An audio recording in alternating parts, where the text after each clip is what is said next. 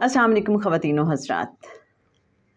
बाज़ औक़ात होता ये है, आपने भी देखा होगा कि आप कहीं पे बैत होते हैं, लेकिन आप किसी और बुज़ुर्ग के पास जाते हैं, किसी और अल्लाह वाले के पास जाते हैं, आपको उनकी तरफ भी खिंचाव महसूस होना शुरू हो जाता है। आपका दिल उधर को भी खींचना और खुभना शुरू हो जाता है। आप अंदर अंदर थोड़ा परेशान हो जाते हैं कि कहीं ये सही भी है या नहीं, कि मुर्शिद के अलावा मेरे दिल में किसी और के लिए भी कशिश पैदा हो रही है, मेरा दिल उनकी तरफ खींच रहा है। बाज़ औक़ात इंसान गिल्ट का शिकार होने लगता है कि ये सब क्या है, क्या मुर्शिद से जो मेरी मोहब्बत है वो ख़ाम है। तो अगर कभी ऐसा हो, रग़बत आपको अपने मुर्शिद के अलावा किसी और से महसूस होने लगे, किसी और वली अल्लाह से, किसी और बुज़ुर्ग से, तो फिर क्या करना चाहिए? आइए देखते हैं जनाब सैयद सरफराज अहमद शाह साहब अपनी किताब नवाए फ़कीर के पेज 107 पर क्या फ़रमाते हैं। आप किसी के मुरीद हैं तो आप पर यह पाबंदी नहीं कि आप किसी और बंदा मोमिन से रग़बत ना रखें और उससे प्यार ना करें। बस एक एहतियात कर लें कि अपने मुर्शिद के अलावा किसी और से दुआ के लिए ना कहें और किसी और का बताया हुआ सबक तस्लीम ना करें।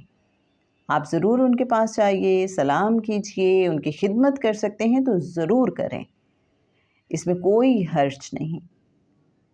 अगर वो पढ़ने के लिए कुछ दें तो अपने मुर्शिद के सामने रख दीजिए, जनाब फ़लाँ बुज़ुर्ग ने ये मुझे पढ़ने को दिया है, मैं पढ़ लूँ। आपके मुर्शिद आपको गाइड कर देंगे। तो मेरे अच्छे सामीन, मेरे अच्छे नाज़रीन, रास्ते वाज़े हो गए। हमें पता चला कि किसी और अल्लाह वाले से अपने मुर्शिद के अलावा मिलने में कोई हर्ज नहीं है, कोई कबाहत नहीं है।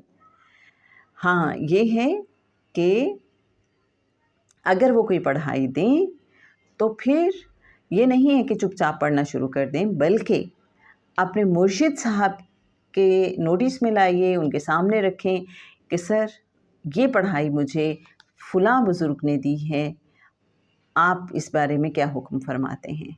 फिर आपके मुर्शिद जैसा मुनासिब समझेंगे, आपकी उस हवाले से रहनुमाई फरमा देंगे और अगर वो उसके हवाले से इजाज़त देंगे, आम तौर पे इजाज़त मुर्शिद दे देते हैं, तो फिर कम अज़ कम आपको ये तसल्ली होगी कि मेरे मुर्शिद के नोटिस में है और आप समझ लीजिए कि फिर वो असल में आपके मुर्शिद ही की तरफ से अता करदा पढ़ाई है। हमने तो यही सीखा और समझा है।